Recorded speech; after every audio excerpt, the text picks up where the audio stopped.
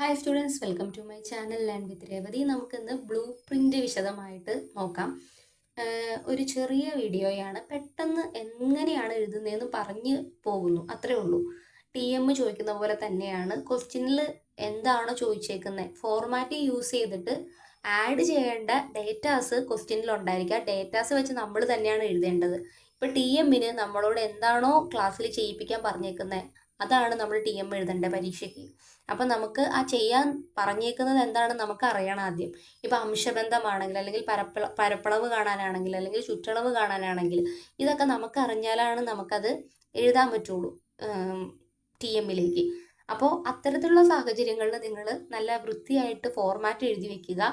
എന്നിട്ട് സാധാരണ രീതിയിൽ ചെയ്യേണ്ട കാര്യങ്ങളൊക്കെ അധ്യാപിക ക്ലാസ്സിലേക്ക് കയറി സൗഹൃദ സംഭാഷണത്തിൽ ഏർപ്പെട്ടു, ആദ്യത്തെ പ്രവർത്തനം നൽകി, ക്വസ്റ്റ്യൻസിൽ തന്നെ എന്തെങ്കിലുമൊക്കെ ചെയ്തൊക്കെ വെക്കുക. നിങ്ങൾ ആ ഒരു പിക്ചറൊക്കെ കൊടുത്തിട്ടുണ്ടെങ്കിൽ അതൊക്കെ ഒന്ന് ആഡൊക്കെ ചെയ്ത് വിലയിരുത്തൽ കോളോ അതുപോലെ പ്രവർത്തന കോളോ ഒക്കെ ഒന്ന് ജസ്റ്റ് എഴുതി വെക്കുക. ഈ നന്നായിട്ടത് അറിയാമെങ്കിൽ, നിങ്ങൾ ഇന്റേൺഷിപ്പിന് പോയപ്പോൾ പഠിപ്പിച്ചവരായതുകൊണ്ട് നിങ്ങൾക്ക് അറിയായിരിക്കും. അപ്പം നിങ്ങൾ എന്ത് ചെയ്യുക, അത് കറക്റ്റായിട്ട് വൃത്തിയായിട്ട് ആ കണക്ക് കൂടി ബേസ് ചെയ്ത് എന്ത് പ്രവർത്തനമാണോ ഉൾക്കൊള്ളിക്കേണ്ടത് അത് ഉൾക്കൊള്ളിച്ച് എഴുതുക. ബ്ലൂ പ്രിന്റിന്റെ കാര്യത്തിലേക്ക് വരുമ്പോൾ ഈസിയാണ്. ബ്ലൂ പ്രിന്റിനും വിശദാംശങ്ങൾ ഡേറ്റാസ് കൊടുത്തിട്ടുണ്ടായിരിക്കും, പക്ഷെ നമുക്ക് രണ്ടും ഈസിയാണ്. അത് ആ ഒരു പ്രോബ്ലം ചെയ്യാൻ അറിയില്ലാത്ത ആളുകൾക്ക് അതിലൊരു പ്രശ്നം ഉണ്ടായിരിക്കും എന്നുള്ളൂ.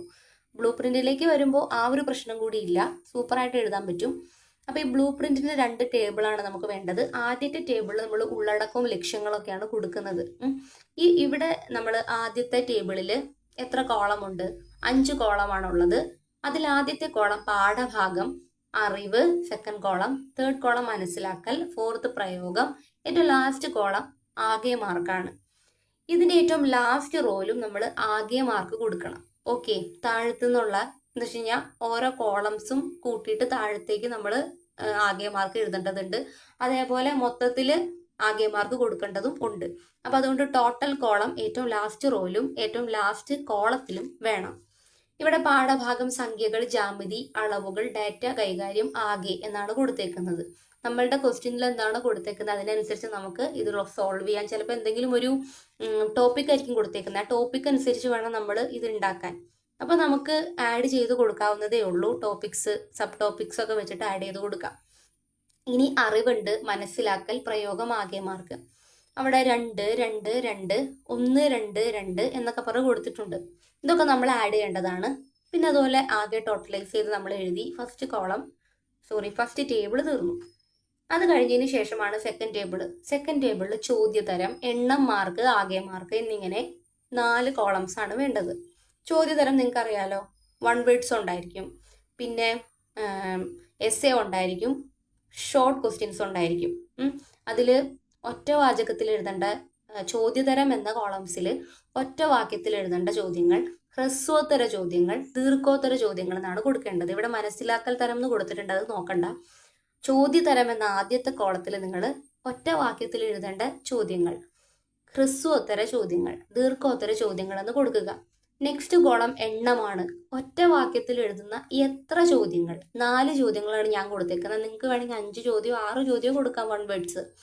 ഇനി ഓരോ ചോദ്യത്തിനും 1 മാർക്ക് വീതം മാർക്ക് കണക്കാക്കിയേക്കുവാണ്. 1 മാർക്ക് വീതമാണ് കൊടുത്തേക്കുന്നത്. മൊത്തത്തിൽ 4 മാർക്ക് എഴുതി വെക്കരുത്, കാരണം ആകെ മാർക്ക് നമുക്ക് എഴുതണം. ഓരോ ചോദ്യത്തിനും എത്ര മാർക്കാന്നുള്ളത് ഇവിടെ മെൻഷൻ ചെയ്യേണ്ടതുള്ളൂ, മാർക്ക് എന്ന കോളത്തിൽ. എന്നിട്ട് ആകെ മാർക്കിലാണ് നമ്മളത് മൊത്തത്തിൽ എഴുതേണ്ടത്. ഒറ്റ വാക്യത്തിൽ എഴുതുന്ന ചോദ്യങ്ങൾ 4 എണ്ണമാണുള്ളത്. 4 എണ്ണത്തിനും കൂടി ഓരോ മാർക്ക് വീതം, ആകെ മാർക്ക് 4. മനസ്സിലാക്കൽ തരം എന്ന് ഉദ്ദേശിച്ചേക്കുന്നത് ഹ്രസ്വോത്തര ചോദ്യങ്ങളാണ്.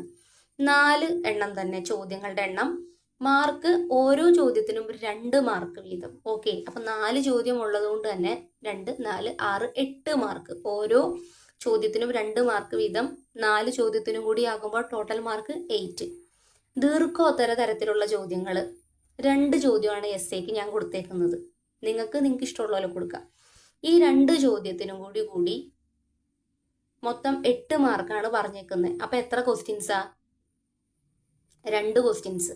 എത്ര മാർക്കാ? ഒരെണ്ണത്തിന്, ഒരു ക്വസ്റ്റ്യന് 4 മാർക്ക്.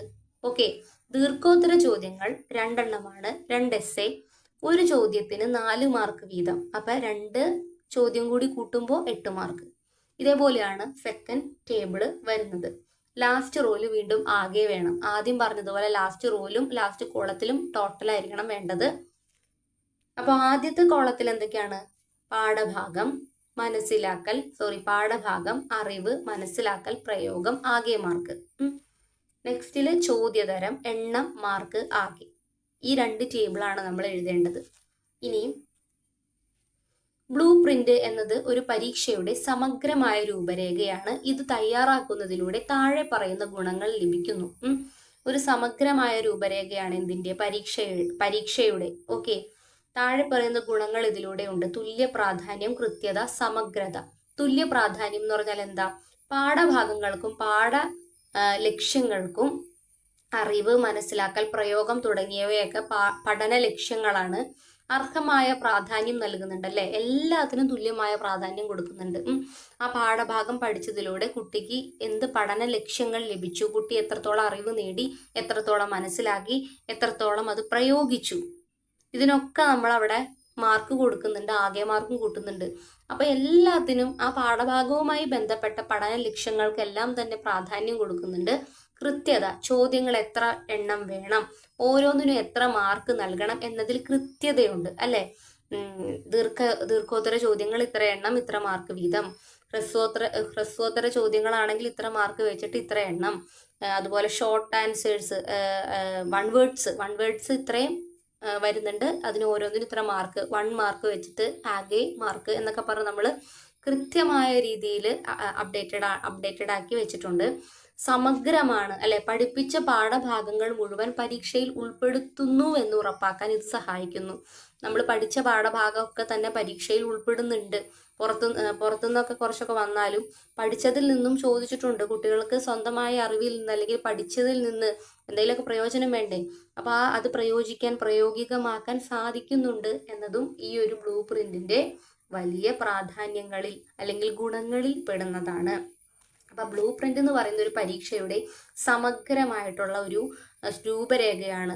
വസ്തുനിഷ്ഠത, കൃത്യത, സാധുത, ഇത്തരത്തിലുള്ള ഒരുപാട് വിശേഷണങ്ങൾ, ഗുണങ്ങൾ ഇതിനുണ്ട് ബ്ലൂ പ്രിന്റിന്. അപ്പൊ ഈ ബ്ലൂ പ്രിന്റിന് ഒരുപാട് ഗുണങ്ങളുണ്ട് കേട്ടോ. വസ്തുനിഷ്ഠത, സാധുത, കൃത്യത എന്നൊക്കെ പറഞ്ഞുകൊണ്ട് ഒരുപാട് ഗുണങ്ങളുണ്ട്, പ്രാധാന്യമുണ്ട്. അപ്പൊ ഇതൊക്കെ മനസ്സിലാക്കുക. 2 ടേബിൾ പഠിച്ചു വെക്കുക. ആദ്യത്തെ ടേബിളിൽ 5 കോളംസ് വരുന്നുണ്ട്. പാഠഭാഗം, അറിവ്, മനസ്സിലാക്കൽ, പ്രയോഗം, ആകെ മാർക്ക്. നെക്സ്റ്റ് കോളത്തിൽ വരുന്നത് ചോദ്യതരം, അതുപോലെ തന്നെ എണ്ണം, മാർക്ക്, ആകെ മാർക്ക്. ഇതാണ് ബ്ലൂ പ്രിന്റ് എന്ന് പറയുന്നത്. അപ്പോൾ ഈ ഒരു വീഡിയോ എല്ലാവർക്കും യൂസ്ഫുൾ ആയെന്ന് വിചാരിക്കുന്നു. യൂസ്ഫുൾ ആയെങ്കിൽ സപ്പോർട്ട് ചെയ്യുക, ലൈക്ക് ചെയ്യുക, ഷെയർ ചെയ്യുക, സബ്സ്ക്രൈബ് ഒക്കെ ചെയ്യുക. നെക്സ്റ്റ് വീഡിയോ ആയിട്ട് വീണ്ടും കാണാം. അപ്പോൾ നാളെയാണ് എക്സാം. അപ്പോൾ എല്ലാവർക്കും ഓൾ ദി ബെസ്റ്റ്. നല്ല രീതിയിൽ എക്സാമിന് പഠിക്കുക. പിന്നെ ഗണിത ശാസ്ത്രജ്ഞന്മാരെ കുറിച്ച് ഞാൻ ടൈം പോലെ നൈറ്റിനുള്ളിൽ ഇടാൻ ശ്രമിക്കാം കേട്ടോ. ഗണിത ശാസ്ത്രജ്ഞന്മാരെ കുറിച്ചും സോഫ്റ്റ്വെയർസിനെ കുറിച്ചിട്ടും ഒരു വീഡിയോ പറ്റുന്നതിനനുസരിച്ച് ഇടാൻ ശ്രമിക്കാം. അപ്പോൾ എല്ലാവരും നല്ല രീതിയിൽ പഠിക്കുക. അടുത്തൊരു വീഡിയോ ആയിട്ട് വീണ്ടും കാണാം. താങ്ക്